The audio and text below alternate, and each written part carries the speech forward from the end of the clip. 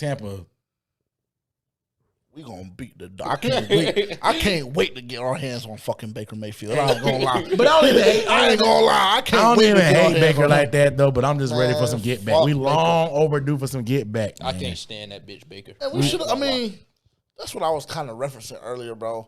We should have made the playoffs last year. But that being said, I think that it benefited us for not making the playoffs because I feel as though Steve Wilkes would still be the head coach, which I would not hate because I was the damn conductor for that trade. Yeah. I wanted Steve Wilkes, nigga. I wanted Uncle Steve for sure.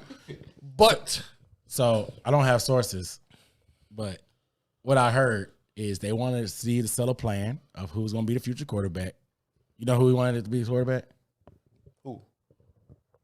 AR. He wanted AR as the quarterback. He loved the running ability. He loved the dual threat. And that was the plan.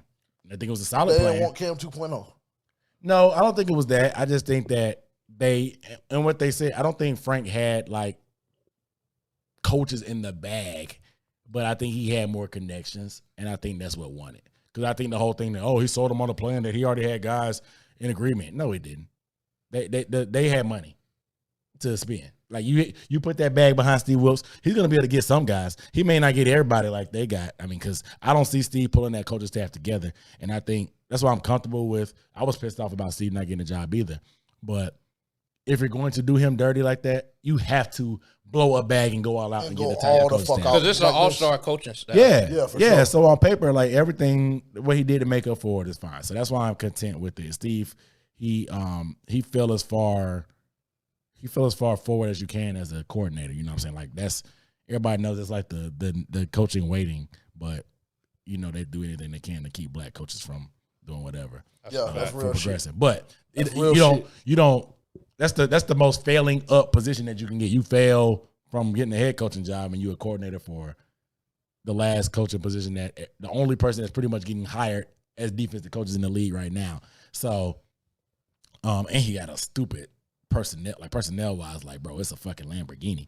But anyway, that was his plan. It was AR.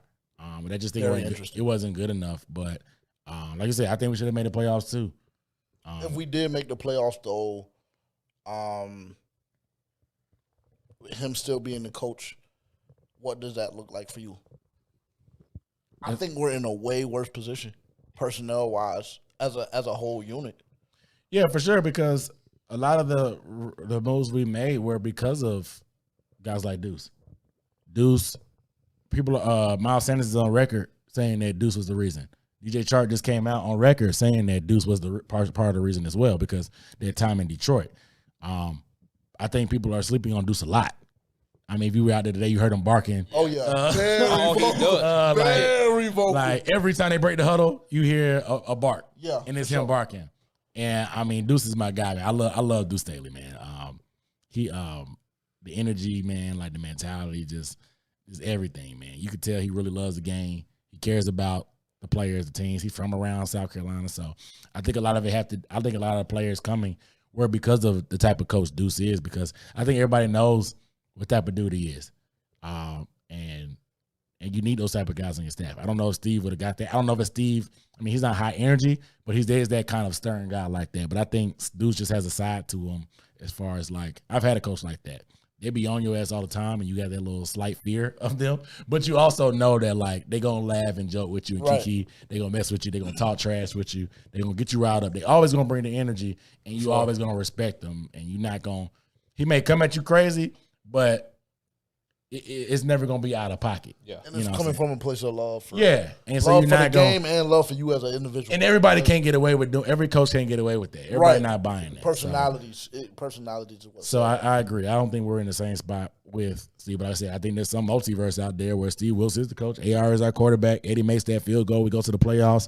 Obviously we would have to trade up, but we don't trade up to number 1. We trade up to maybe number 5 or 3, and things go different.